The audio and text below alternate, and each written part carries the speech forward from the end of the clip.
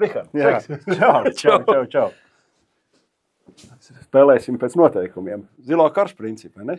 Tas ir man jauns formāts, tev ir, zinot, cik sasaukumi tad ir labi zināms, bet ļoti interesants formāts. Tas ir plenārsēdēs, praktiski izstāsts zilās kartes formāts, kur jebkurš deputāts var pieteikties. Kurš par brīnumu atrodas zālē? Jā, un nevar zināt, no 720 kāds var teikt paceļ roku, un tas, kas ir debatējis, viņam uzdos jautājumu. Mēs nezinām, kādu jautājumu.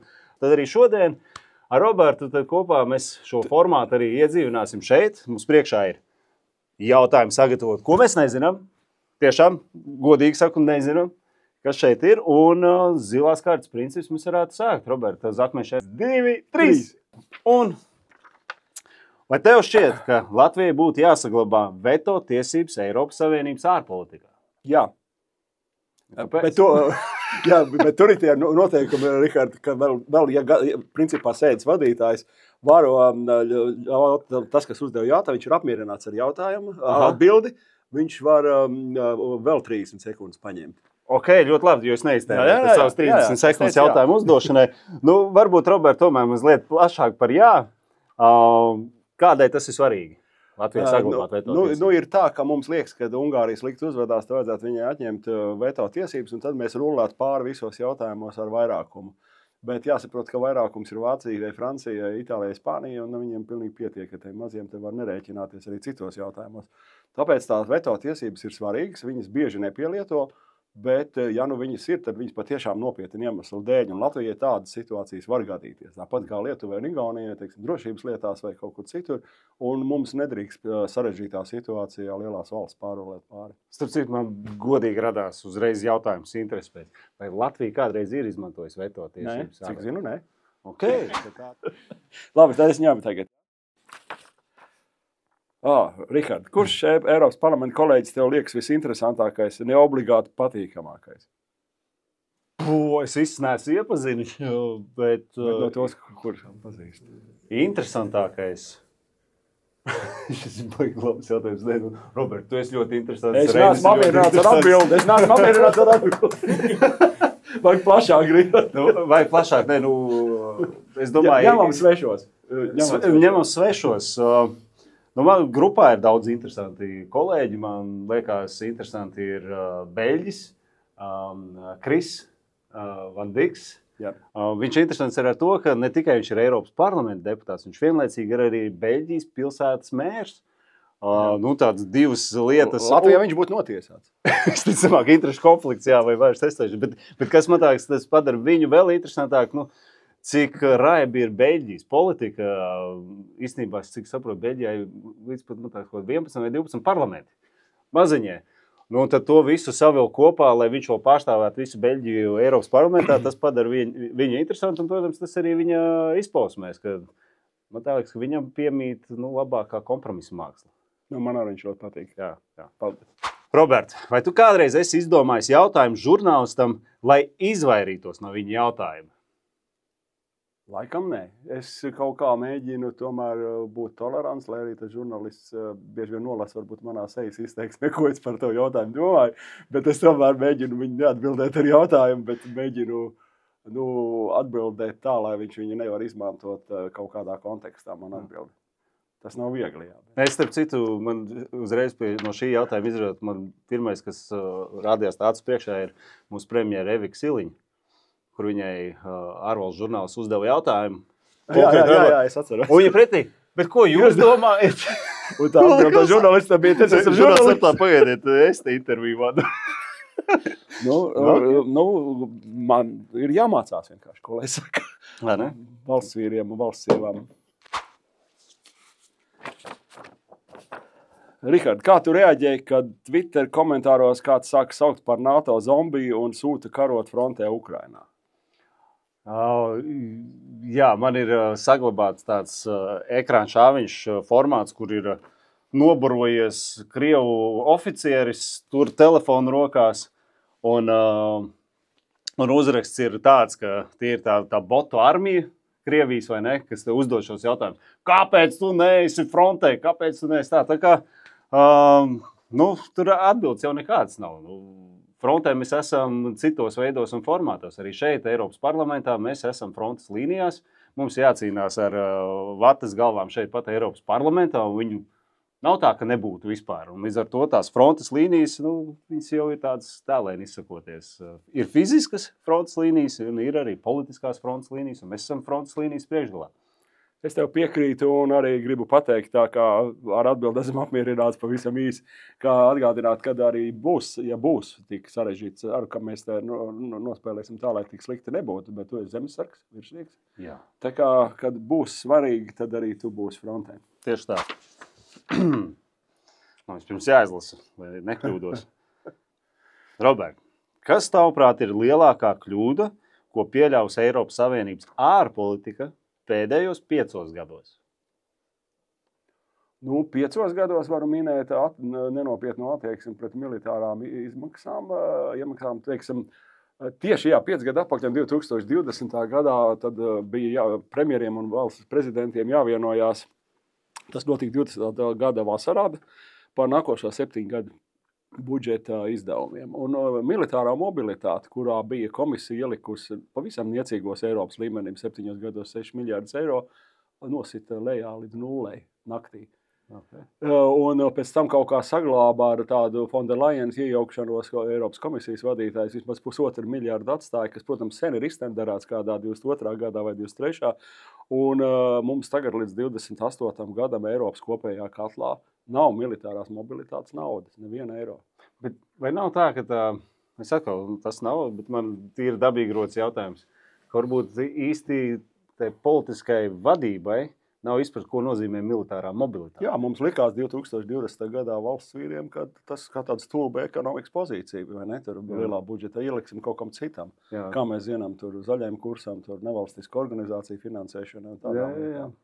Lai varētu izlēmt tos. Man liekas, ka vēl joprojām, tad, kad mēs arī tagad par pārabruņo Eiropu cīnamies, arī tur militārā mobilitāte. Un vismaz cik es esmu runājis, ka politiķiem ir tā izpratne. Tas ir tā, lai vienkārši mašīnas var braukt, tanki vai vēl kaut kas. Bet nav izpratne, ka tas īstenībā nozīmē masveidīgi tiltu pārbūvi, lai var kravnesības, platumi, tālāk savienojamību tajā pat skaitā. Tā kā es ļoti ceru, ka vismaz tās klapas uz acīm, kas ir bijuši, ko tu mini 20. gads, ka tā izpratne ir daudz padīdz. Netik sen, 5 gadi. Rihard, kā tu paskaidro saviem bērniem, ar ko tu nodarbojies Briselē, vai viņas tam tic? Viņas matāks līdz galam es nezinu, ko es daru. Viņi zina, ka kaut kad parādos ekrānos kaut ko es runāju. Bet tu viņus atved uz Briseli? Es atvedu uz Briseli. Jā, es mēģinu savus bērnus no politikas turēt prom. Man vēl ir mazas meitiņas, viņas, man tā liekas, ar to vidi nevajag sajaukt, bet, ja viņas prasa, ko es daru, es saku, mēs lemjam par to, ko jūs ikdienā jādara, vai ir skolā, vai citur, un jā, es domāju, ka viņām pašām ir grūti pateikt kādam, ja, nezinu, draugam vai kam, ko tev tēvs dara. Viņš daudz runā un stāst, un es domāju, ka tā ir tā izpratne. Robert, kāds ir tavs slepenais talants? Un nedrīkst teikt budžeta tabulu lasīšana. Slepenais, es nezinu, es tā neko neslēpu, bet man vienmēr ir nekādi lielie talanti jau nav citi. Tāpēc talantīgi cilvēki saka? Jā, bet ir hobiji, un hobijos ir kaut kāds maza talanta vai daļu lietas vajadzības. Ir kaut kāda talanta vajadzība, bet, protams, ne tādi, kā tas ir tiem, kas sasniedz kaut kādu līmeņu, tajos manos hobiju veidos. Man vienmēr kaut kāds sporta veids ir bijis, tur gan, protams, ar laiku, kā sakot, traumas un citas lietas vairs neatļauj, un tad jāmaina. Visu laiku kaut kas ir, tur bija basketboli, windsurfingi, slēpošanas, tas vēl joprojām ir, un riteņbraukšana tagad ir orientēšanās, kas tik nav bijis jātāt. Bet kaut kāds māziņš talants katrā no tām lietām ir, bet tas palīdz vienkārši izdzīvot ar gadiem un justies normāli. Un otra lieta ir mazliet mūzikas, kas man arī visu laiku ir bijusi. Pareizi, kičs riktīgi. Jā, kādreiz pat ir. Es cieņas pret saviem kolēģiem 30-40 gadus apakaļ, kuri visi bija mūzikas skolu beigušie pūtēji, tad es pats sāku spēlēt banjo, lai varētu tradicionālo džēzi spēlēt. Dziesmas raksti? Nē, tas gan ir bezcerīgs gadījums, jo bet ir ļoti daudz labas mūzikas sacerēts, jā, tad labāk viņām taisīt cover versijas ir, tas ir daudz varbūt tās, cilvēki pazīstās dziesmas. Bet varam sagaidīt kaut kādu tavu solo koncertu?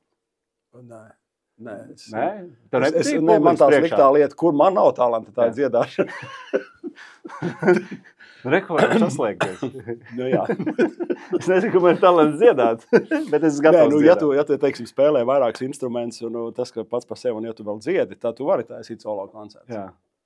Mums te viens tāds kolēģis ir tie Eiropas parlamentā strādā. Kurš te? Karls Būmesters. Redz, mazu, kā saka, ansamblīt jau var uztaisīt. Tā man teikt, jā? Nebija tev? Nebija man. Es atlieku jautājumu. Es to jautājumu neņemšu, es drīkst atteikties. Kolēģi, daudz nezinu to, ka ja tas jautātājs nepatīk, vai viņš sagaida, ka tas jautātājs uzdos slikti. Bet jautājums ir pēdējā brīdī, es atsakos. Tad tā zilo karti pacelt to var arī neatbildēt. Jā.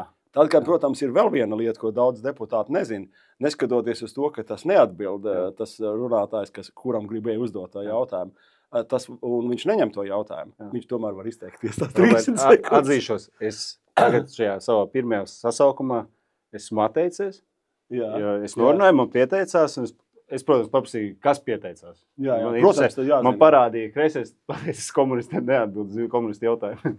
Bet tad cilvēks varbūt nesaprat, ka viņš tomēr drīkst tik pie tām 30 sekundēm. Bet labi, tas tā. Tā, Rihard, vai tu drīzāk A, atteiktos no telefona uz nedēļu, vai B, pavadīt vienu dienu kreiso grupas birojā? Es neredzu ieguvumus tam B. Ar kreiso grupu, es labāk atsakos, es labprāt atteiktos no telefona, bet es šāda piedāvājumu. Tas, es domāju, ir veselīgi mūsdienās to detoks, saucamais, uztaisīt gan no sociālajām vietnēm, gan no telefoniem. Bet, ja godīgi teiksim, vai mums tas izdodas, es teikšu, ka nē. Jo, man liekas, vispār jaunā paudze būs tā, es domāju, vēl 2 paudzes šādas formas, termajums visu laiku ir lejā. Mums būs ļoti liels īkšķis. Visiem būs garš īkšķis. Vēl tā pirmie cilvēki arī bija mazliet tādi. Citi iemesli. Sāka regres, vai ne? Viss iet pa spirāli, jā. Okay. Es ap citu kreiso grupā es pazīstu 2 kolēģis jau labu laiku. Viens no Francijas, kas man ir viceprezidents, Omar Žē. Viņš no Reunions nāk, tātad no Francijas, no ārvalsts ārējās teritorijas Indijas okeānā. Un otra ir Merja Kilonen, somiete, kura bija kādreiz arī transporta ministre Somijā. Okay. Viņa bija kreisās valdības. Viņa bija komunisti. Viņa joprojām ir, bet viņa ir ārkārtīgi interesanti cilvēki, ka tu esi tādā, es, protams, nedalu viņu ideoloģiskos uzskats, bet viņi viņus neuzspiež sarunās kādā privātā dzīvē. Ļoti, ļoti sakarīgi. Es to tā. Kāda būtu tava politiskā prioritāte? Viena tāda. Ja rīt tu kļūtu par Eiropas komisijas prezidentu? Beidzot nomainītu aizdevumus militārām vajadzībām pret grantiem no Eiropas kopējā budžeta katla. Granti? Un momentāli faktiski, jo pretējā gadījumā nekas neizkustās, ir tikai tāda, kā lai saka, it kā visi virmo kaut kādu miljardu, 100 miljardu kaut kur ir, bet viņi visi jāizņemās ar pašām dalību valstīm. Tad Eiropa neko no von der Leyenas, ne šiem te, cik bija 800 miljardi, tur bija saskaitīti. Fikcionāli, man tā Viņi nav, viņi vienkārši nomierina sabiedrisko domu. Es jau īstenībā pirmais, ka paziņoju, es teicu, kāpēc mēs nepārkāpām par to robežšķirtni. Triljons. Tas skan vēl labāk. Triljons, tu viņās tiks mobilizēts. Labi. Tas ir pats svarīgākais pašlaik. Okay. Jā, jo atslēgas vārds ir rīt. Tā, Rihard, kas tev šķiet vislielākais drauds Eiropai nākamajos 5 gados? Lielākais drauds ir demogrāfija un migrācija. Es domāju tā, jo bez cilvēkiem, protams, visi teiks, lielākais drauds ir apdraudējums no ārpuses, kas nāk. Bet tas ir, man tā liekas, arī globāls izaicinājums. Ne tikai Eiropai, bet Eiropai iekšēnē ir lielākā problēma ir demogrāfija. Tagad pat skatoties Latvijas datus par demogrāfiju, mums tuņās mēs būsim pie koeficienta 1. Dzimstības un virsības rādītājs. Un tas ir, tie ir tādi panikas zvani jāzvana, ka maz neliekas. Un līdz ar to viņš sasaistīts demogrāfiju un migrāciju, jo ir politiķi, kas tomēr šos risinājumus meklēt ar piesaistot, tad vedam iekšā cilvēkus ar dažādām kultūrām, dažādām izpratnēm. Tas apdraudēs pilnīgi visu. Tikko bija vēl viens grafiks par Lielbritāniju, apvienoto karalisti, kad 2060. gads baltie briti būs minoritāte. Un daudz domā 2060. gads, tas būs ātri. Tā ir pusotra paudze un viss. Bet starp citu, šonedēļ mums bija Nacionālās apvienības valdes sēdē. Tu dzirdēji arī pieslēdzies attālināt par demogrāfiju. Tieši tas, ko tu teici, kad tas koeficients tuvojās vienam un arī tas grafikos tā aina, tas, ko parasti zīmē demogrāfisko šo koku, viņš ir izskatās kā tāda sēne ar tādu vienu pievāku kātiņu, kas ir principā slikti. Es domāju, ka vēl viena papildinājums. Tad diskusija aizgāja, tas bija labi. Mēs šoreiz pārtērējam. Mēs kombinējam. Vadītājs ir ļoti demokrātisks. Viņš atļauj pārtērēt laiku. Tas ir saskaņots. Es tieši ar to domāju, ka migrācijas fajn cilvēki dažādi, daudz, kas ir integrējās, ir jau 2., 3. paudze, bet to nevar noliekt, ka 2., 3. paudzes migranti, kas arī ienāk politikā, tomēr ļoti daudzos jautājumos, kas ir ideoloģiski tam līdzīgi, viņi nebalso kā eiropieši. Man tā liekas. Un tas man tā liekas, ja pieņemsim parlamentos no vairākuma sāk imigrants 2., 3. paudzē, teiksim, no tuvajiem austrumiem, no Ziemeļāfrikas, tur būs vērtības sistēmas sadursmes diezgan pamatīgas. Tas jau mēs redzam te pašā tavā pieminētā Lielbritānija, ko tu labi pazīsti. Absolūti. Tur Londonas mēru un tā tālāk. Robert, vai tev patīk Brisele? Un vai vispār kādam patīk Brisele? Man tā specifiski nē. Es esmu ļoti ilgi vēl no valdības laikiem te bijis. Ik pa brīdim pēc tam bija tāds konvents, kas bija no 2002. gada līdz 2003. laikam. Tad es te braukāju kā valdības pārstāvs un parlamentā ar Saeimas tajā laikā vēlāk. Un tad es tā sāku saprast, ka, droši vien, ka te var iedzīvoties. Un tā kā tu tagad to mēģini savas ģimenes apstākļiem vairāk nekā es, varbūt, ka tev iepatiksies, bet man pašam nevisai. Es jūtos citās vietās Eiropā patīkamāk, kad es esmu izbraucis. Un, protams, katrā vietā tu pēc laiku atrodi savu labo pusi un kādu arī nevisai patīkamo vēl vairāk nekā to. Bet, jā, Rihard, nākamais jautājums. Kurš bija pēdējais Eiropas parlamenta balsojums, kurā tev bija patiesi grūti izlemt, kā balsot? Nav jau grūti. Tas nenotiek tā balsošana tā, ka tu balsošanas dienā atnāc un tad tikai iepazīsties, par ko balsos. Tas ir diezgan pamatīgs darbs līdz tai plenārsēdei. Kompromisi, nekompromisi, meklēt kopsaucējs arī mūsu grupas ietvaros tajā skaitā. Pārējās delegācijas balso vienādi. Pagaidām man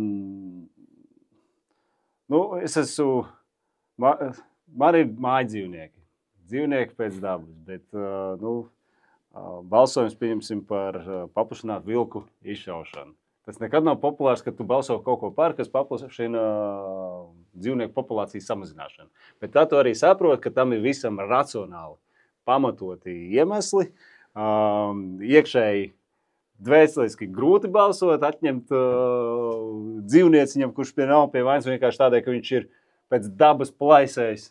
Bet no otras puses arī saprot, ka ir racionāls, ir lauksaimnieki, ir lopkopi un vispārējie, kuri cieši no pārmērīgas tās populācijas. Tas varbūt būtu tāds, bet pārējie balsojumi, tomēr pieturamies gan pie mūsu politiskās grupas principiem un vērtībām, un tajā skaitā mūsu delegācijas tieši no Latvijas ievēlētās Nacionālās apvienības arī programmiskajiem uzstādījumiem un līdz šim tādi kontroversāli balsojumi, kas man būtu, ko tagad īsti darīt, nav bijuši.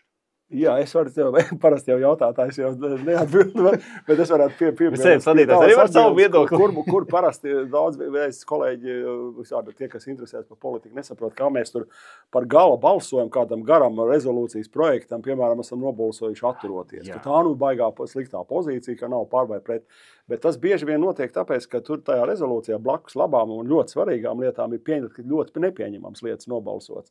Un tad vieglākais, kā paskaidrot, ja kādam mēdījam tiešām interesē dziļumā, kāpēc, tad atturoties ir tas, kas paskaidro, ka tur ir tās labās lietas, bet sliktās, bet labāk es neietekmēju gala balsojumu ar to, ar so savu pozīciju atturoties. Tā kā atturoties nemaz nav nepareiz pozīcija. Un tā kā Latvijā šad un tad runā, ka vajadzētu izskaust to atturēšanās pogu vispār, tāpat kā jau izskauda par personālajām anonīmos balsojumus, kas šeit Eiropas parlamentā ir vienmēr, tikko es balsojot par konkrētu vārdu un uzvārdu amatpersonu, tā vienmēr ir slēgtais balsojums. Jā. Tas tieši otrādi ir demokrātiski, nevis tā, kā mums aizgāja Latvijā, kur frakcijas īkšķis nosaka visu personālību balsojumu. Pasies, kā mums tā samaisies, vai tā sadalies. Tad, Robert, vai tev ir kāds pretbalsojums, ar ko joprojām lepojies? Tad, protams, ir arī tādi pretbalsojumi, zaudētie balsojumi, kur tu esi bijis pretpozīcijā. Tad nāk atmiņās ne tik daudz konkrēti, bet to, kas daudzkārt ir sabalsots pēdējos 5 gados zaļā kursa ietveros. Es noteikti atceros, kad man nelikās pieņemami un gudri, ka 2035. gadā ar iekšzemes zinējiem mašīnas vairs nebūs tirgu, jaunās mašīnas, kas vienkārši tagad tūlīt tiks pārskatīts. Tas ir tikai laika jautājums, tāpat kā daudzas lietas enerģētikas jomā. Vai lietās, kas attiec arī uz šo jau mums pieminēto vienā citā sarunā militāro mobilitāti. Tā kā ir tādas lietas, kas saka, ka redz, toreiz bija taisnība, bet tajā politiskajā konjunktūrā, tajā konkrētajā brīdī vairākums bija apmāti ar ideoloģiju. Tad īsumā varētu teikt, ka pret balsojums tūlītēji nedara gandarījumu, bet ilgtermiņā viņš rada to, ka man bija arī taisnība, un tas bija pareizi. Bet es tāpēc neiešu raut kreklu vaļā, kā redz, es jau tad teicu, bet katrā ziņā nopietnā sarunā tas ir vērts pieminēt šādu un tad, un jālabo tās kļūdas vienkārši. Nosauc lūdzu 3 lietas, ko Latvija var darīt labāk drošības jomā. Pilnīgi visu. Pilnīgi visas lietas var darīt labāk. Pirmkārt, bloķēties ar Baltijas valstīm daudz aktīvāk, jo mēs esam tajā ziņā diezgan pasīvi. Ja godīgi jāsaka, pēdējā preses konference Baltijas valstu premjeriem bija viegls šoks, kur Igaunijas premjeras pateica, ka ja jums tik švaki iet un jūs nespējat savu māju savas kārtībā, mēs esam gatavi arī finansēt Rail Baltica. Tā viņš nesot teicu, viņš palīdzēt nākt. Labi, es tagad interpretēju, tas, protams, ir interpretācijas, bet fakts kā tāds. Un, drošības jomā, es nezinu, šo sadaļu negribu valdības kritizēšanai, bet man tā liekas, mūsu drošības tāds katalizators ir, cik spēcīga ir valdība, un valdība nav spēcīga. Un, gan skatoties, vai tā ir aizsardzības ministrija, vai arī iekšlietu ministrija, kur nekādas īpaši iniciatīvas nenāk ārā. Un, Latvija ir strateģiski labi novietot pa vidu visām Baltijas valstīm. Mēs varam būt daudzi, kā saka, tie ne tikai zibens novedēji, bet savienotāji. Bet 3 lietas drošības jomā, ko Latvija varētu darīt labāk.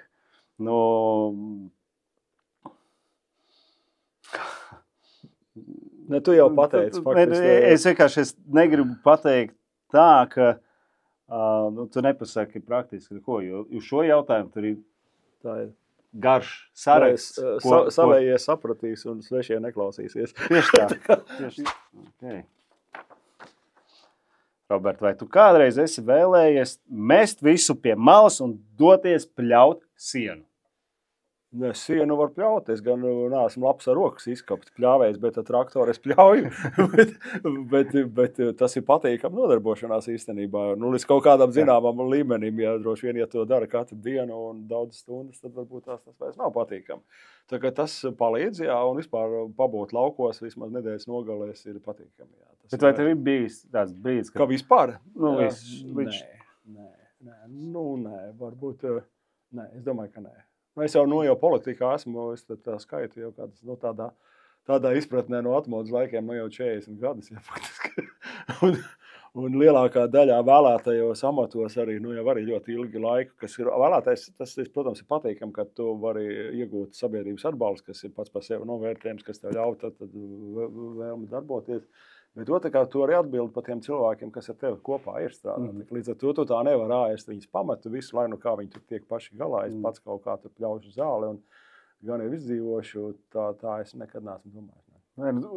Tas arī tā skatoties no pieredzes, ar ko es saskājos. Viens ir, jā, tu iegūsti mandātu, bet ar to jau nebeidz.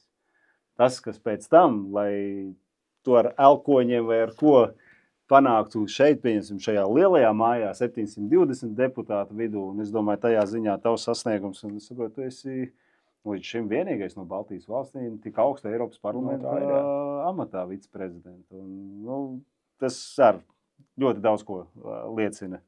Jā. Jā, Rihard. Jā. Kura filmu visprecīzāk raksturo darbu Eiropas parlamentā? Visi saka straumi, droši vien, ne? Nē! Es atkal tikai ar saviem okulāriem uzliktiem, kā es redzu, kas strādā.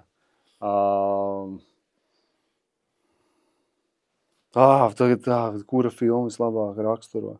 Es jau droši vien gaida kaut kādu vai klišejisku filmu ar absurdumiem un visu pārējo. Vāršu spēles vai kaut ko tādu. Jā, nē. Es vienkārši, kā es darbojos un kur es mēģinu atrast līdzīgi domājošus deputātus un kā es gribētu redzēt, lai viss parlaments ir Tarantino filma Inglourious Basterds. Tāda, ka tur pa to pareizo lietu tu ej ar beisbolu nūju un tu to taisnību izsit ārā. Sorry, jā. Varbūt skarba atbildi. Tarantino ir spēcīgi. Es domāju, ka 4 izstādes. Un tur arī tur ir labie spēki, sliktie spēki. Es kaut kā nezinu, pirmais, kas man nāca prātā. Un tavā skatījumā, kura filma raksturotu darbu Eiropas parlamentā vislabāk? Parasti jau jautātājs neatbild. Mēs jau vienkārši personīgi interesēja. Es tā nevaru vairs atcerēties, bet manā atmiņā tu jau zini, ka mums sauc vienu koridoru, kafejnīcu vienā par Miki Mauša kafejnīcu. Jā. Tas nāk no Margaretas Tečers teiktā, ka Eiropas parlaments jau tāds Miki Mauša parlaments, tā kā gandrīz jāskatās kaut kādas vecās filmiņas par Miki Mausu. Varbūt tur, tas tā daļai pa jokam, bet, protams, tur, zinām, taisnība ir, jo brīžam ir, es nezinu, kā tu tagad esi sajūts pa šo laiku, bet es, teiksim, vakardien piedalījos 3,5 stundu garās sēdē, kurā tas bija labi pieslēgums ar Vašingtonu par nodokļu politiku, par OECD tiem 2 pīlāriem, amerikāņu pozīciju, bet apmēram 2 stundas bija tādas, kuras varēja saspiest 10 minūtes. Un tad varētu sateikt, ka tur sēž tik daudz cilvēku, gan deputāti, gan darbinieki, gan to, kuriem algas nav mazas, cik stundās, 2 stundas katram, cik mēs iztērējām naudu, nevajadzīgi. Tā kā, Es piekrītu par šīm sanāksmēm, tas ir, ka mobilizē, kur īstenībā to visu iekonomēt vienkārši nosūtot e-pastu. Bet tas, kā mēs secinājām, dažreiz nelīdz, jo to es arī vakar runāju, kad man nokaitināja tā birokrātija tai sanāksmē, ka ja tu pasaki mutiski sēdē, tas neparādās nākošajā protokolā, tad darbiniekiem vēlreiz jāsūta rakstiski. Okay. Un tā, ka man vēlreiz prasa mutiski, es teicu, es to neteikšu, tāpēc, ka tad man vēlreiz būs jāsūta tā vai tā, ko mēs spēlējam tādas teātras. Ir traki brīžam, jā. Kas tev šķiet vissvarīgākais jautājums, ko šobrīd Eiropas parlaments ignorē? Ignorē? Kuru jautājumu vissvarīgāko? Es domāju, tas ir ieguldījuma aizsardzībā. un drošībā. Nu, es neteiktu, ka ignorē. Nu, it kā jau runā, bet... Tur tā lieta, ka runā. Un tas, ko mēs paši politiķi liekam iekšā savos sociālos tīklos, pietiek, izbeidzam laiku ar runāšanu, laiks pie darbiem. Tad redzam, ka tās pašas iniciatīvas visticamākais atkal paies mēneši. Pirms mēs vienkārši pacīnīsimies pa vārdiem, bet nevis tas, kad nonāks konkrētas iespējas tie pašiem aizsardzības industrijai, kuri nenormāli gaida tās iespējas. Ignorē. Es neteiktu, ka Eiropas parlaments kaut ko ignorē, bet man liekas nodarbojas vēl joprojām ar bezjēdzīgām lietām. Tā es vairāk pateiktu. Nevis tas, ka ignorē, bet vēl tad ļoti lielus resursus, laiku bezjēdzīgām lietām, diskusijām, kur es tiešām kā piemēru minēšu kaut vai. Tas ir deputāti izmantots laiks, resursi. Tagad uzsaukums viena no deputātiem, nezinu, kuras grupas organizē diskusiju. Visu cieņu sievietēm, esmu tāds pēc pārliecības feminists, atbalstu sieviešu tiesības visos iespējamos veidos, bet tēma, un tagad tur 2,5 stundas, sieviešu loma nozvejā. 2,5 stundas? Jā. Kā to sajutīs? Es tādā ziņā skatos, ka mēs daudz resursu patērējam ne pašiem būtiskākiem tagad jautājumiem, kur mums jāliek visa enerģija iekšā, viss aparāts, resursi, lai pēc iespējas ātrāk panākt rezultāts. Vēl joprojām ir, parunāsim par aizsardzības industriju, kā mēs viņu varētu padarīt zaļāku. Kādā ziņā zaļāku? Tanka ražojot, mazāk izmantosim kuvaldu. Kā lidmašīnas varētu lidot ar, nezinu, ar ko. Elektrodzinējiem. Gaisa baloniem. Ar gaisa baloniem. Un uzsildīts nevis ar gāzi, bet ar svecēm jaudīgām. Jā, es esmu pieredzējis to jautājumu, kad prasa transporta komitejas vadītāja no zaļās grupas prasa vienā aizbraukuma sēdē Dženovas ostā. Jā. Kāpēc jūs nelietojat bateriju kuģus konteineru pārvadāšanā? Viņa teica, ka jūs te varat aizbraukt ar jahtu bateriju te no Dženovas uz Portofino līdz, turpat tās blakus ap klinti. Bet konteineru kuģi tā nekad neies. Puse no konteineru kuģi būs baterija. Tā arī ar militāro jomu un zaļo kursu. Jā, tā līdz ar to tā atbild man tā, ka nevis kaut ko ignorē, bet dara lietas, kas pašlaik nav tās akūtākās. Tātad, Robert, kurš no Eiropas parlamenta noteikumiem tev visvairāk tracina? Daudzi tracina. Es tagad domāju, kurš visvairāk, jo man tā bija tā laime iepriekšējā viceprezidenta statusā. Mums bija tā saucamās, respektīvi viceprezidenti arī lemi par visādiem iekšējiem jautājumiem, kas te parlamentā ir. Un tur bija par deputātu statusu un tiesībām un pienākumiem, kā viņi tur drīkst ceļot, kādas atmaksas dabūt un tam līdzīgi. Un tur ir, veidojot šos noteikumus, tā kā bija tas Qatargate skandāls, tā mēs te daudz lietas tur apnāt. Tad bija Me Too kustība, mēs atceramies, kas, protams, bija problēma, droši vien ir arī. Valkasums. Un tad mums tagad bija tāds, katram deputātam, ja viņš grib būt kāds ziņojuma vadītājs, jāaiziet vairāku stundu kursi. Viens ir par tā saucamo harassment, kas, protams, mēs nejūtamies galīgi, teiksim, tīneidžeri, tur ar savu dzīves pieredzi, un, protams, saprotam, ka tas arī ir dažādi cilvēki, un kuriem tas varbūt būs jādara. Un otrs bija laikam par to, kādā veidā atlasīt darbiniekus un tam līdzīgi, kā mēs nekad to nebūtu dzīvē darījuši pirms ievēlēšanas Eiropas parlamentā. Un tas bija briesmīgi, tas ir obligāti, un tas ir vienkārši, tracinoši. Daudzās stundās es abus tos kursus, vienu izgāju priekšpusdienā, vienu pēcpusdienā, dienu pa galam. Es no tā neatceros gan neko, izņemot savu debati ar to, kādā veidā atlasīt darbinieks, kurā tev māca, kā tev vajag. Faktiski, es tā sekotu viņu ieteikumiem, tad būtu tā, ka man, lai atlasītu manus lieliskos palīgus, un tāpat droši vien tavu biroja cilvēki, kas strādā, un arī tie, kas strādā tā saucamajā stāvā mums no Latvijas. tad es būtu darījis tā, ka man jāgatavo viņiem jautājums, jātaisa publiskie konkursi. Tad es viņus nedrīkst aizvainot tajos jautājumos. Un tad man tā ļoti solīdi jāizvērtē. Es saku, kur paliek politiskā lojalitāte? Jo politikā nekas nav būtiskāks lielā mērā par darbinieku lojalitāti. Tu nevari strādāt politisku darbu, ja tu neusticies saviem darbiniekiem. Un tā tur nav. Un es faktiski sastrīdējos ar tiem pasniedzējiem, ka jūs pasniedzot politiķiem, jo deputāti ir politiķi. Jūs par šo tematu vispār nerunājat. Jūs tā tāda ierēdniecības konkurss, kurā jūs radat darbiniekus. Jā, protams, tā ir birokrātiskais aparāts, kurš pēc tam sāk tevi regulēt. Tā kā es arī minēju par tiem braucieniem, un viņi saka, nē, jūs tur nedrīkstat braukt, jūs tikai šitā, vai arī jūs, ja strādājat, tad šitā, un tad bieži vien saplānotos tālās vizītes deputātu grupās, jo tu esi pieredzējis tā no minūtes līdz minūtes, ka tev tur brīžams laiks uz toleti nav tev aiziet, nerunājot tur par to. Ja tīpaši jau 12 stundu lidojums bijis. Restorāni jau ir ciet, ka tu nevar pat vakariņas paēst, ja? Bet tas skaitās baigi labā dienas kārtība. Man piesim, man tā tiešām tracina. Tas viens no Eiropas parlamenta noteikumiem, ka mums tā viena sesija Strasbūrā. Tā visa ņemšana, tas ir vienkārši bezjēdzīgs. Bet es saprotu vēsturiski to visu vienošanos. Tas ir līgumos iekšā. Francijas apetīti jābaro. Mēs esam šeit pirms Brexit ar britu kolēģiem novinējuši vienu balsojumu, ka mēs salikām vienā mēnesī, parasti oktobrī, kaut kur divas sesijas mēnesī. Parasti viena augustā nav, tad jāsaliek divi. Un tad mēs salikām tās divas sesijas oktobra kalendāru vienā nobalsojam vienā nedēļā. Francijas valdība iesūdzēja tiesā un vinnēja. Bija atkal jādala, jābrauc divreiz, nevis vienreiz.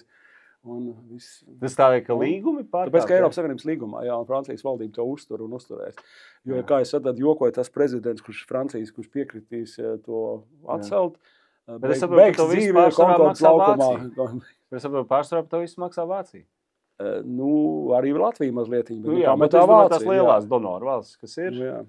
Tad mums atbild tāda, tikmēr, kamēr par to galvenokārt maksā Vācija, mums nav problēma.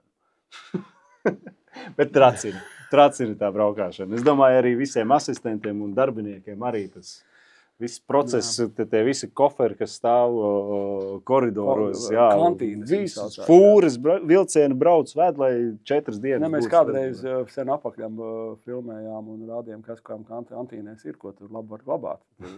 Viena lieta, ko tur drīkst vest, bet neviens jau nepārbauda. Klau! Labi, tas tā. Beļģija tagad tiek atzīta par galveno narkotiku kontrabandas epicentru Eiropā. Es nebiju domājis tādu tik nopietnas lietas.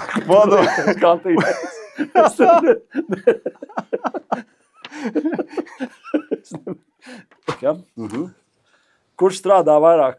Kols vai zīle?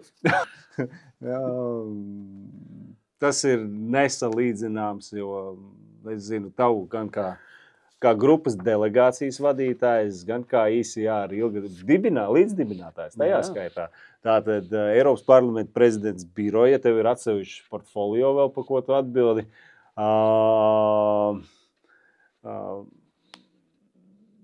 Tas nav tā izmērāms, kādos veidos. Tev ir savi lauki, savi veidi, kur, es teikšu godīgi, man tur vēl jāaug, lai vispār tos koridorus saprastu un tos visus formāts un veids, jo dažreiz, kad tu man stāstis, man ir tā, kosmos, kā lai to visu saliek kopā, bet strādājam, es domāju, mēs ar vienu mērķi, pārstāvot Latvijas intereses maksimāli, tajās kapacitātēs, kur mēs esam, vai tās ir komitejas, vai arī rekrutējā pat arī Eiropas parlamenta prezidents birojā, un debatēšana, tu vadi sēdes. Es domāju, ka tas vien jau ir tā pirmā reize, kas tev dzirdēju. Man likās, es tev esmu redzējis arī iepriekšējā sasaukumā, tu jau arī vadīji, bet tā klātienē tā sajūta, ka tu visi sanāk, tu viņā sāk, un Roberts ar Amrīti kolēģi, un latviski kolēģi, ieņemam vietas. Un tu redzi, ka tev, var teikt, tiem retajiem nav jāliek austiņas. Visiem jāliek, kur tas sēdes vadītājs runā. Tā ir forša sajūta. Tā ir forša sajūta, ka latviešu valoda izskan, un es domāju, ka dažs labs un vairāk kā puslaikam jauna Eiropas parlamenta deputāti. Un es pieļauju, dažs no viņiem vispār nav dzirdējis latviešu valodu. Kā viņi skan? Tā ir. Jā, tā kā kurš dara vairāk? Es domāju, ka Es piekrītu, jā, vispār paturpinot no savas pieredzes, vienkārši tur tā interakcija ar auditoriju, īpaši tad, kad ir balsojumi, tā baigi grūti un svarīgi īstenībā. Ja tev kādreiz nāksies ar to darīt, tad mēs parunāsim. Bet Rihard, man atkal jāsaka, ka tu ļoti aktīvs no tiem, kas ir ienākuši pirmo reizi šī sasaukumā, tava aktivitāte ārlietās, ko tu esi darījis. Paldies. Tu man arī, es redzu, man grupas pārstāvi novērtē tagad. Tiklīdz ir kaut kāda šīs te saucamās pārunu vešana par rezolūcijām.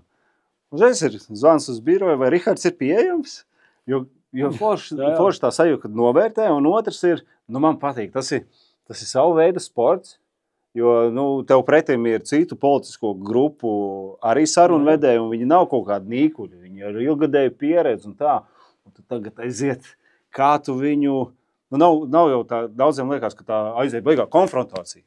Ka tur zibeņi sitās. Nē, ka tu apsies, ko tas cilvēks darīs līdz šim, kas ir viņa, pieņemsim, jautājumu, viņu intereses, un tad tu to mēģini visu spēlēt, kā saka, iebaro to savu interesi tā, ka viņam liekas, ka tas ir viņa.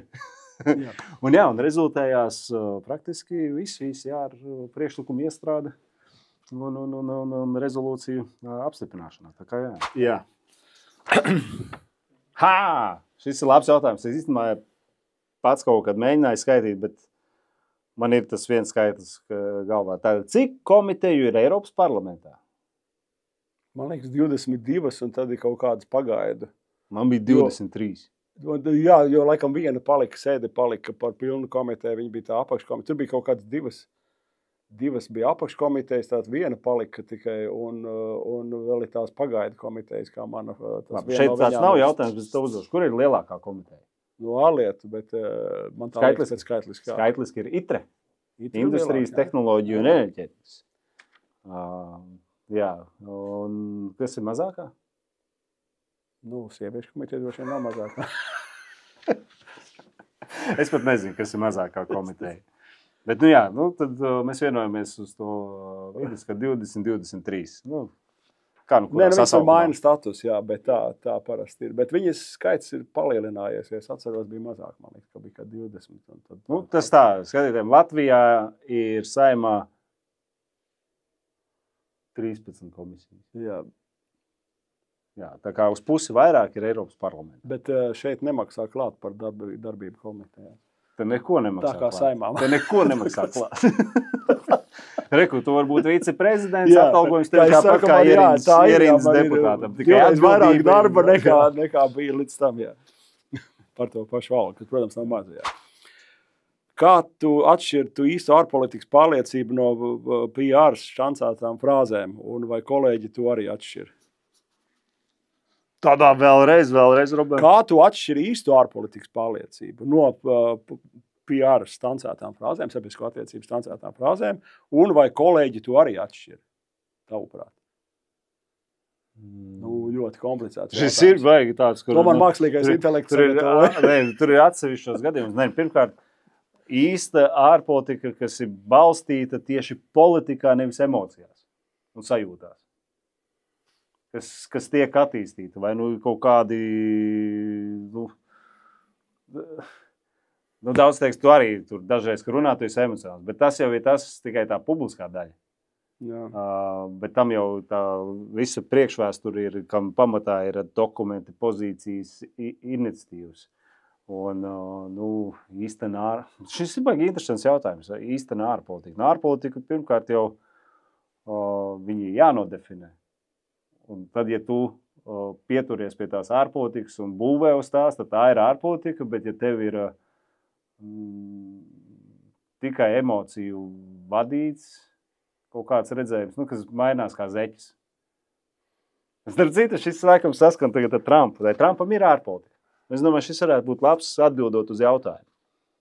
Līdz ar to manā interpretācijā viņam nav ārpolitikas. Skaidra redzējuma. Un tad, kāds bija vēlreiz, tad jautājums PR. Un es domāju, ka viņam ir frāzēm, PR šancētām frāzēm. Un es domāju, ka viņam ir diezgan uz PR.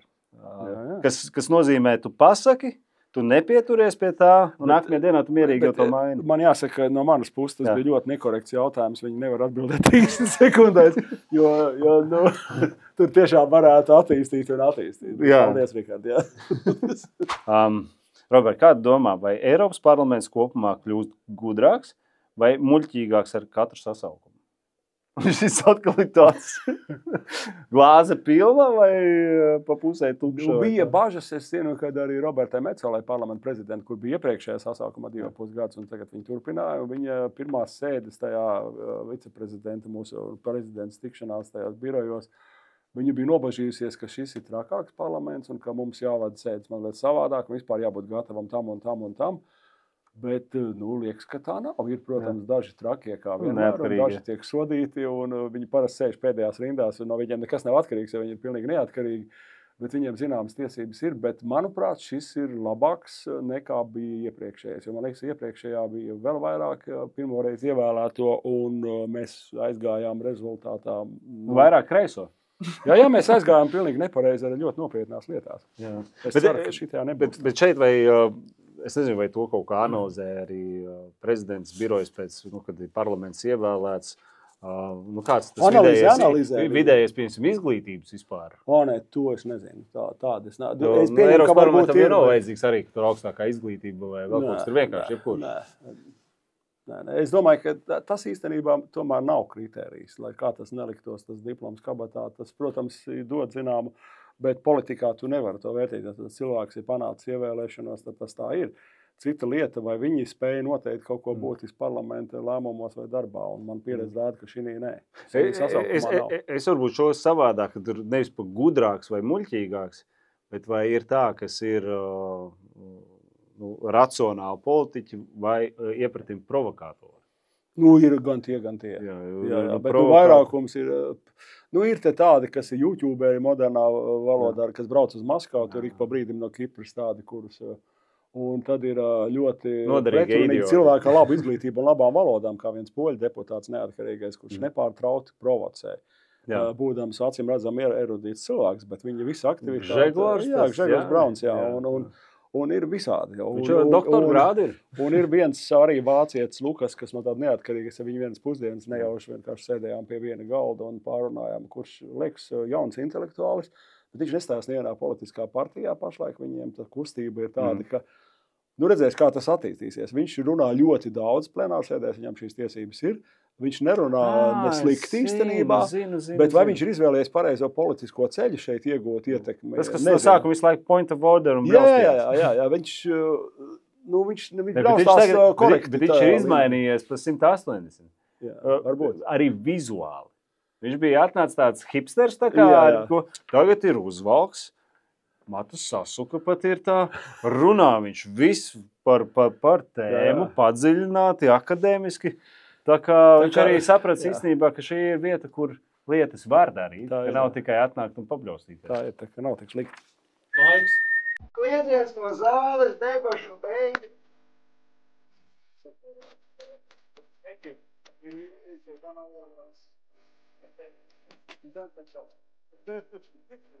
you.